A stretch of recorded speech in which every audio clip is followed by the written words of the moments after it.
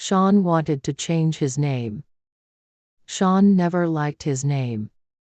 Sean never liked his name. People always made fun of him for it. They always said Scene. People would make so many jokes about his name. A lot of them said, "Hey, have you seen Scene?" Sean asked his parents why they gave him that name. They said it sounded nice. "Why did you spell it that way though?" he asked. His parents said Sean was the usual spelling. "Yeah, but people still keep making fun of me," he said. "Your name is great. Your classmates are just immature," his mom said. Sean looked into changing names. He always liked the name Brandon. He told his parents that he wanted to change his name. They were hurt that he didn't like his name. They told him that if he wanted to change his name, he would have to pay for it himself. They also told him that they would continue calling him Sean. Sean thought that was okay since they were his parents. Sean filled out the petition and did the necessary steps to change his name.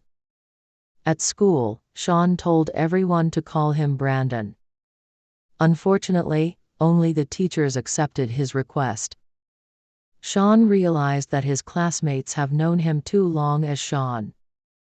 It was too hard for them to call him Brandon. A pair of Magi pants. Peggy was watching TV one day. It was Monday afternoon, so there was nothing good on. It was mostly just local news, soap opera, or paid programming. Peggy decided to watch the paid programming channel. The product they were trying to sell was Magi pants. According to the sellers, Magi pants made your legs look smaller. They came in multiple colors. The TV showed satisfied customers talking about Magi pants. One of them even said that she gained confidence after wearing the pants. Peggy usually made fun of the people on paid programming. This time, however, she wanted to buy the product. Peggy never liked her legs. No matter how much she exercised or diet, her legs would still be big. Magi pants was also having a deal, too. Buy one pair, get the second one half off. If she called within 10 minutes, she could get a free pair of Magi shorts. Peggy called the number. She ordered one pair. A week later, the pants arrived in the mail. Peggy tore the package and tried them right away. She looked in the mirror, but did not see the difference. Frustrated, she called the company asking for a refund. "Miss, are you sure you don't see the difference?" "Yes, I am sure," Peggy said. The sales representative tried to offer her another pair of pants, but Peggy declined. That was the first and last time she ordered anything from paid programming.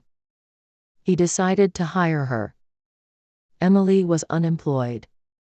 She had been looking for a job for over 6 months now. Everyone was surprised that she still did not have a job.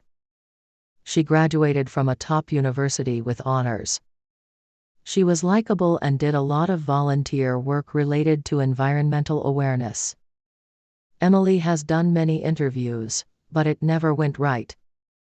She knew she was a pretty good interviewee.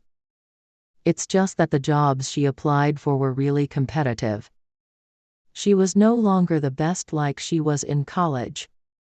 She was average. A couple of months later, Emily found a job opening at an environmental law firm. She discovered that her classmate from high school, Chris Smith, was the hiring director. She has not talked to him since the end of high school, but they were good friends during high school. She decided to give him a call. She told him that she majored in environmental science in college and that she was interested in the law assistant position. Chris was upset that she only called him because she was interested in the job. "No. I also wanted to hear how you're doing, too," Emily said. Yeah, right. Well, I'm definitely not hiring you. So don't even try, he said. Emily applied anyways. When Chris came across her application, he scoffed. But then he looked at her application and noticed that her resume was very impressive. She did well in school and she did a lot of work in the environmental science field. He decided to hire her. Embarrassing moments. Ruth was very clumsy and often fell at the worst times possible. Last year she tripped and fell into a tray of food at the cafeteria. Another year she fell in the middle of a lecture, and all the other students looked at her. People knew Ruth was prone to accidents, and she felt super embarrassed when these events happened. She knew that everyone thought she was weird. This year she was determined to be more careful and avoid any accidents. However, she could not keep her resolution. Ruth was walking in the rain, and somehow managed to fall. Her fall not only caused her to slip, it also caused her to crash into a trash can. This trash can knocked down other trash cans, starting a domino effect, which left a trail of trash everywhere next to her. The trash smelled with all the old food that students have thrown away. Instead of laughing at her, many of the students helped her. They helped pick up the trash. They also helped her up and asked if she was okay. She felt so touched by the help she received.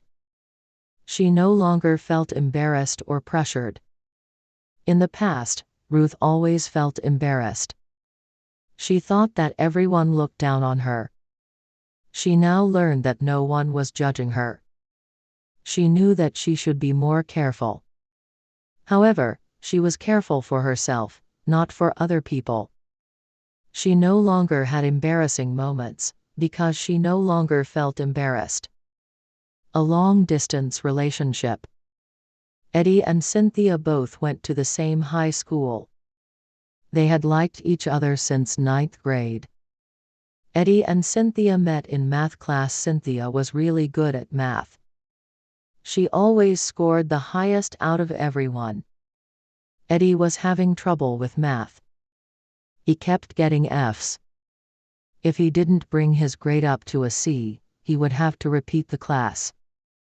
The teacher asked Cynthia to help Eddie out for extra credit, and she said yes.